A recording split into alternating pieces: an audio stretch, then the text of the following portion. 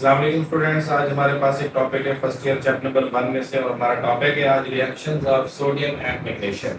Sodium और magnesium दोनों metals हैं, और मेटल्स की जो रिएक्टिविटी है depends upon ease of release of electron. कि जितना आसानी से कोई मेटल जो है इलेक्ट्रॉन रिलीज करेगी उतना ज्यादा रिएक्टिव होगी, और अगर किसी मेटल में से इलेक्ट्रॉन निकालना मुश्किल है तो उसकी रिएक्टिविटी कम होगी।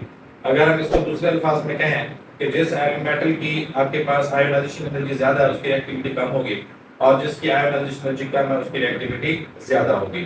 तो ये आपके पास है मेटल्स की रिएक्टिविटी के बारे में जनरल कांसेप्ट। अब हम देखेंगे सोडियम और मैग्नीशियम जो है वो डिफरेंट सब्सटेंसेस के साथ अपने कैसे रिएक्शन शो करती हैं।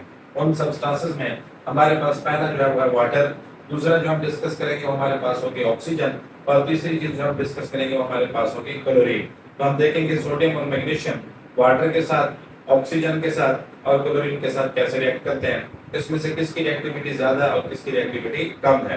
तो पहला जो हमारे पास रिएक्शन है वो है with water. Sodium is more reactive than magnesium towards water. Sodium की जो रिएक्टिविटी है वो पानी के साथ मैग्नीशियम की निस्बत ज्यादा होती है। जैसे मैंने आपको पहले बताया कि reactivity of metals depends upon the ease of release of electron, and ease of release of electron का अंदाजा हमें उस मेटल की आयोनाइजेशन एनर्जी से लगता है। अब अगर हम आयोनाइजेशन एनर्जीज को देखें तो हमारे पास जो सोडियम की आयोनाइजेशन एनर्जी होती है वो 494 किलो जूल के आसपास होती है। फर्स्ट आयोनाइजेशन एनर्जी की बात कर रहे हैं। अगर हम मैग्नीशियम की आयोनाइजेशन एनर्जी की बात करें तो उसकी first energy almost 738 kilo joule होती है। अब चूंकि मैग्नीशियम की आयोनाइजेशन एनर्जी ज्यादा है, इसका मतलब ये है कि मैग्नीशियम से इलेक्ट्रॉन का निकलना थोड़ा मुश्किल होगा, तो उसकी रिएक्टिविटी थोड़ी सी कम होगी एज कंपेयर टू दैट जो सोडियम है। सोडियम की आपके पास आयोनाइजेशन एनर्जी थोड़ी कम है, और कम होने की वजह से उसका रिमूवल ऑफ इलेक्ट्रॉन आसान है और उसकी रिएक्टिविटी ज्यादा है।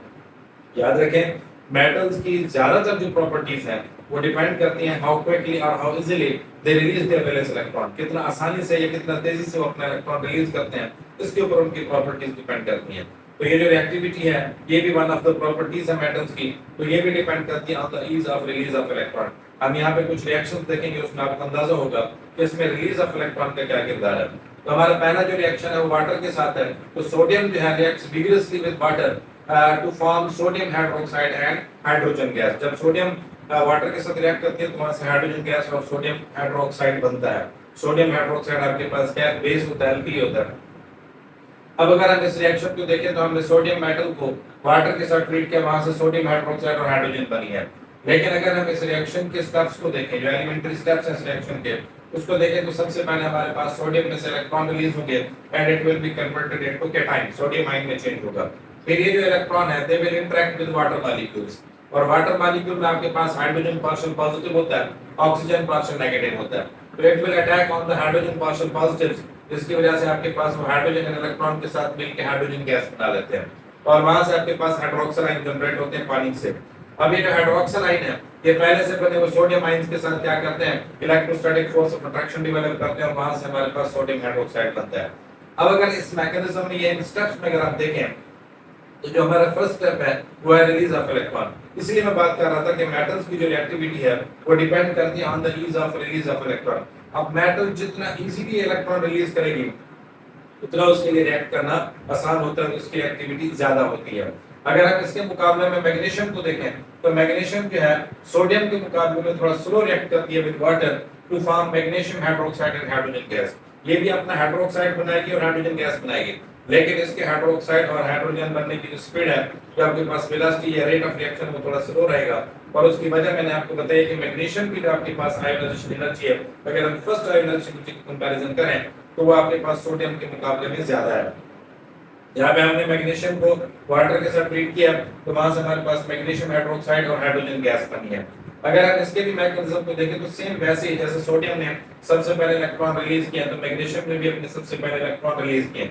मैग्नीशियम ने इलेक्ट्रॉन रिलीज करके मैग्नीशियम कैटायन में चेंज हुआ है, फिर वो इलेक्ट्रॉन वैसे ही जैसे वहां पे हमने सेकंड स्टेप देखा था, उसका हमारे पास सेकंड एलिमेंट्री स्टेप और इसका सेकंड एलिमेंट्री स्टेप बिल्कुल सेम है। वैसे ही इसने भी क्या पैदा किया, हाइड्रोजन गैस और हाइड्रोक्साइड आयन। अभी हाइड्रोक्साइड आयन मैग्नीशियम आयन के साथ इलेक्ट्रोस्टैटिक फोर्स ऑफ अट्रैक्शन के जरिए हमारे पास क्या बनाते हैं, मैग्नीशियम हाइड्रोक्साइड बनाते हैं।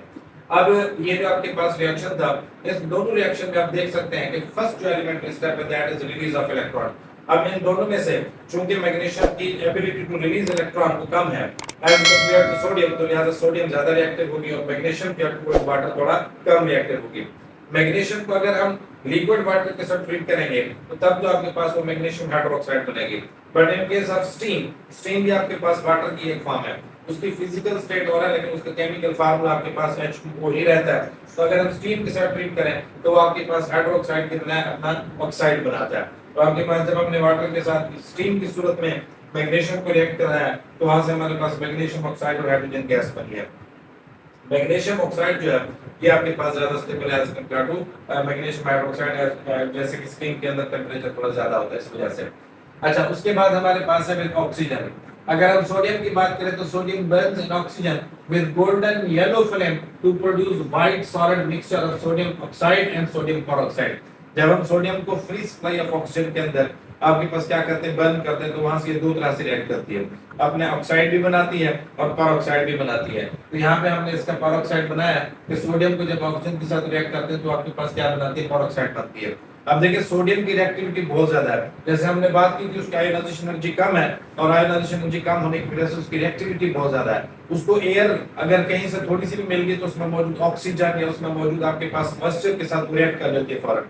अब इसको अगर हमने क्या करना है, इंटैक्ट रखना है, महफूज रखना है, तो हम इसको ओपन एयर में या किसी खाली जगह पे ऐसे नहीं रखते, बल्कि हम इसको किसी इनर्ट मीडियम के अंदर क्या करते हैं, डबो के रखते हैं, उसमें डिप करके रखते हैं। तो यहाँ पे कैरोसिन ऑयल जो है वो क्या कहते हैं, इस्तेमाल करते हैं। Sodium is kept under kerosene oil to prevent its reaction with air. अब एयर के अंदर मौजूद ऑक्सीजन या वेपर्स दोनों के साथ ये रिएक्ट करके अपने कंपाउंड बना लेगी, या वहां पे आपके पास विगरस रिएक्शन होगा तो उससे बचने के लिए हम इसको जब क्या करते हैं, लैब में स्टोर करते हैं, तो वहां पे हम इसको कैरोसिन ऑयल वगैरह के अंदर या किसी भी इनर्ट लिक्विड के अंदर क्या करते हैं, डिप करके रखते हैं। तो ये इनर्ट मीडियम कैरोसिन के अंदर इसको डिप करने का purpose to prevent its reaction from air and water. अब नेक्स्ट हमारे पास है कि अगर हम स्पेशल कंडीशंस, हमने बात की कि आपके पास जब फ्री सप्लाई में ऑक्सीजन होती है तब तो आपके पास क्या होता है, सोडियम ऑक्साइड और सोडियम पेरोक्साइड दोनों बनेंगे। बट इन केस ऑफ कि आपके पास लिमिटेड सप्लाई ऑफ ऑक्सीजन है या आप रिएक्शन हाई टेंपरेचर पे करा रहे हैं तो तब सिर्फ सोडियम ऑक्साइड बनेगा। जैसे यहाँ पे मैंने लिखा कि आपके पास देखिए यहाँ पे 4 मोल मैंने सोडियम लिया 1 मोल ऑक्सीजन के साथ, वहां पे 1 मोल ऑक्सीजन के साथ 2 मोल सोडियम है, वहां पे जो आपके पास क्या है, रेशियो है वो ज्यादा है ऑक्सीजन और सोडियम की। यहाँ पे जो आपके पास रेशियो है सोडियम और ऑक्सीजन की वो कम है। इसका मतलब ये कि ऑक्सीजन की सप्लाई यहाँ पे कम है, तो लिमिटेड सप्लाई ऑफ ऑक्सीजन के साथ आपके पास उसने क्या बनाया, ऑक्साइड बनाया। फ्री सप्लाई के अंदर वो आपके पास ऑक्साइड भी बनाती है, पेरोक्साइड भी बनाती है। But in case of limited supply of oxygen तब आपके पास सोडियम जब रिएक्ट करते हैं तो वहां से आपके पास सिर्फ ऑक्साइड बनता है। अगर हम मैग्नीशियम का ऑक्सीजन के साथ रिएक्शन की बात करें तो आपके पास इंटेंस व्हाइट लाइट के साथ, तो निशानी ये है इस रिएक्शन की, इंटेंस व्हाइट लाइट वहां से जनरेट होगी और उसके नतीजे में आपके पास व्हाइट सॉलिड बनेगा मैग्नीशियम ऑक्साइड का। तो मैग्नीशियम को जब हम ऑक्सीजन के साथ रिएक्ट कराते हैं तो सिंपली अपना ऑक्साइड बनाती है और इसके आपके पास रिएक्शन की जो आप कह सकते हैं कि इंडिकेटर है वो आपके पास इंटेंस व्हाइट लाइट है और एंड प्रोडक्ट जो हमारे पास होगा वो व्हाइट कलर का मैग्नीशियम ऑक्साइड होगा। अगर हम क्लोरीन के साथ इनकी रिएक्शन की बात करें तो आपको पता है क्लोरीन हैलोजन है और हैलोजन्स को हैलोजन्स इसलिए कहते हैं क्योंकि वो साल्ट फार्मिंग होते हैं। साल्ट फार्मिंग के सेंस में कि जब उनको मेटल्स के साथ रिएक्ट कराते हैं हैलोजन्स को तो अपनी साल्ट्स बनाती हैं। इसलिए अब मैग्नीशियम और सोडियम बोथ हमारे पास क्या मेटल्स हैं, तो क्लोरीन इजीली इनके साथ रिएक्ट करती है दोनों के साथ और अपने साल्ट्स बनाती है। तो यहाँ पे पहले मैंने रिएक्शन लिखा है किसका, सोडियम का, तो chlorine reacts exothermically with sodium, golden yellow flame is seen. तो उस वक्त जब रिएक्शन होगा तो गोल्डन येलो कलर का जो है फ्लेम जनरेट होगा और उसकी जो आपके पास एंड प्रोडक्ट होगी वो व्हाइट सॉलिड होगा NaCl का। तो हमने यहाँ पे सोडियम प्लस क्लोरीन, वहां से हमारे पास NaCl। ये आप लोगों ने अपनी पहली क्लासेस के अंदर भी क्या होगा, एक आयनिक कंपाउंड फॉर्मेशन या आयनिक बॉन्ड फॉर्मेशन के अंदर बहुत मशहूर और मारूफ ये रिएक्शन होता था कि 2Na+Cl to sign of 2NaCl, तो वो रिएक्शन यहाँ पे दिया गया। दूसरा हमारे पास मैग्नीशियम है, तो मैग्नीशियम भी क्या करती है, क्लोरीन के साथ रिएक्ट करती है, वहां से अपना क्लोराइड बनाती है, साल्ट बनाती है, मैग्नीशियम क्लोराइड। तो मैग्नीशियम और क्लोरीन के रिएक्शन से हमारे पास मैग्नीशियम क्लोराइड बनता है। अब यहाँ पे जो ये जो रिएक्शन थी ऑक्साइड के साथ या क्लोरीन के साथ, ऑक्सीजन या क्लोरीन के साथ, इनमें मैंने इस तरह का मैकेनिज्म नहीं बनाया। उसकी वजह ये है कि इसी तरह से ही मेटल रिएक्ट करते हैं, चाहे यहाँ पे है, यहाँ पे है, या जितने भी क्लोरीन के साथ रिएक्शन है, ये आपके पास ऐसे ही होगा कि मेटल पहले इलेक्ट्रॉन रिलीज करेगी, उसके इलेक्ट्रॉन जाके पहले जो है ना क्लोरीन को या ऑक्सीजन को ऑक्साइड या क्लोराइड में चेंज करेंगे और तब उनके दरमियान में इलेक्ट्रोस्टैटिक फोर्स ऑफ अट्रैक्शन होगी कि वो अपने ऑक्साइड पर ऑक्साइड या फिर क्लोराइड्स वगैरह के अंदर चेंज हो जाएंगे। तो इनके मैंने यहाँ पे स्टेप्स यहाँ पे ड्रा नहीं किए, तो इसी सेम मैकेनिज्म के अंदर जो कि वो फॉलो करते हैं, तो यहाँ से आपको अंदाजा हो जाएगा। So that was all about reactions of sodium and magnesium with water, with oxygen and with chlorine.